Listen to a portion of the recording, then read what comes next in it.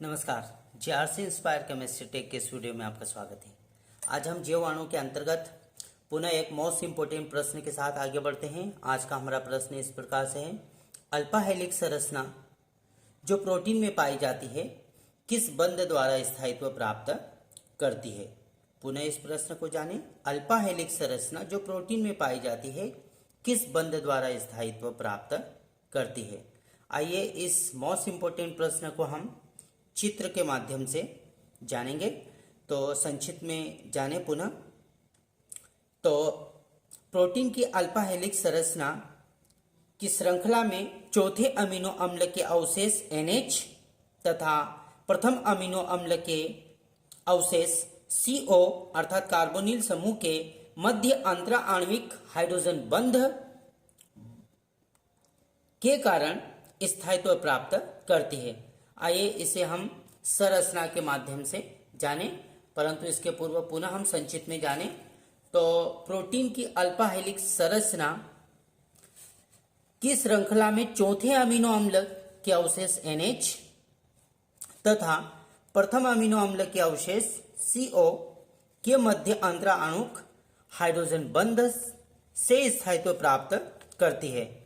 आइए हम चौथे अमीनो अम्ल के अवशेष NH तथा प्रथम अमीनो अम्ल के अवशेष CO के मध्य अंतरा आणविक हाइड्रोजन आबंध को जाने। तो इस प्रकार से CO और NH, तो CO और NH के मध्य ये इस प्रकार से अंतरा आणविक हाइड्रोजन बंध स्थापित हो जाता है। अंतरा आणविक हाइड्रोजन बंध स्थापित होने की वजह से स्थायित्व प्राप्त करती है।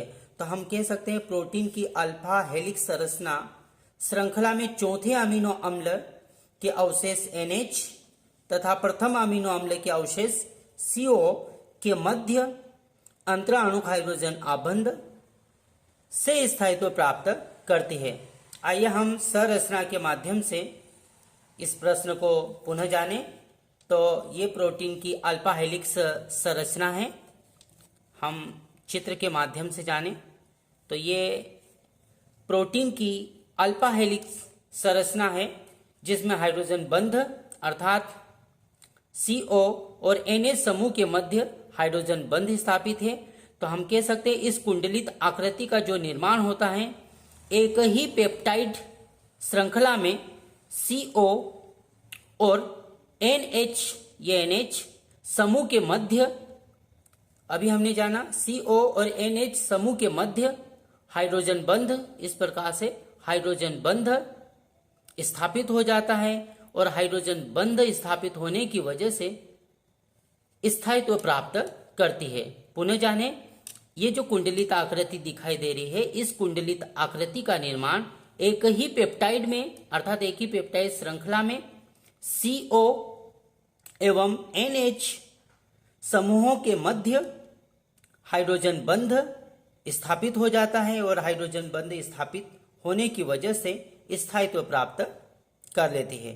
इस प्रकार से हमने चित्र के माध्यम से इस छोटे से मोस्ट इंपोर्टेंट प्रश्न को जाना, अल्फा हेलिक्स संरचना जो कि प्रोटीन में पाई जाती किस बंध द्वारा स्थायित्व प्राप्त करती है। तो हाइड्रोजन आबंध द्वारा या हाइड्रोजन बंध द्वारा स्थायित्व प्राप्त करती है। थैंक यू, आपने इस वीडियो को अंत तक देखा।